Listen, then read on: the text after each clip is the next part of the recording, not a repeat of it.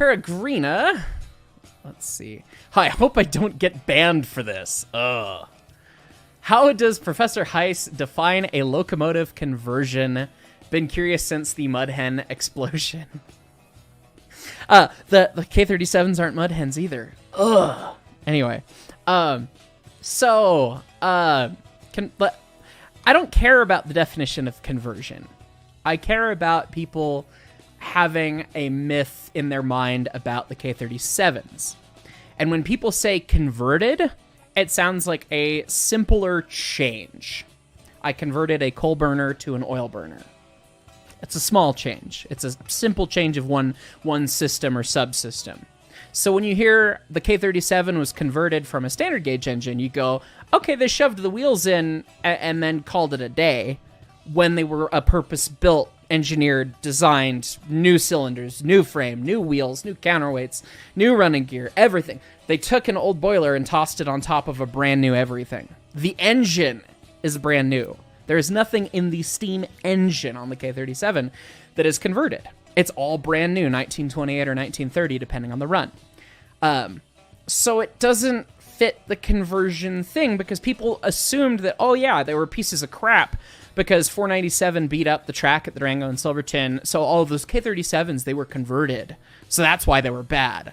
When they were obviously really good engines and they lasted for a really long time, and 8 of them stuck around, and the last freight train pulled by the Rio Grande with steam engine was by a K-37. So it's like, they were good engines. 497 was just screwed up. And so it kind of messed up and brought this whole myth about the K-37 around. And so the definition of converted, I don't think I have one. Like, it would be a smaller thing. Like, actually, as we were finding out recently, too, talking with Wings about the NDM acquiring the K-27's, the 2 K-27's they got. They reused the cylinders and the frames and everything and made them standard gauge. That would be a conversion to me. They put new wheels under it, or maybe they reused the wheels. I'm not sure what they did exactly, but I believe they reused the wheels. Yeah, they reused the wheels and then welded new counterweights to them. That's a conversion. New wheel, like new axles, or maybe they remachined the axles. I don't know. Whatever. Axle work, old wheels, old frame, old everything, and now it's standard gauge. That's a conversion. K-37, brand new engine.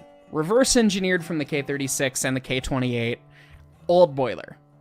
That's a rebuild. That's something different. That's why it frustrates me. And it frustrates me because that's all we heard when we were working on the 491 back in 2014, getting it back in service. Everyone's like, oh, those are bad engines. You can't run that on the loop of track at the museum. It's an itty loop of track. And the 497s was awful to track because it was this crappy converted steam engine. And it's like, no, they wrecked the crap out of it in the mid-1960s, scrapped one of the tenders so bad that was so bad, ruined the trailing truck, and then it was basically a decapod.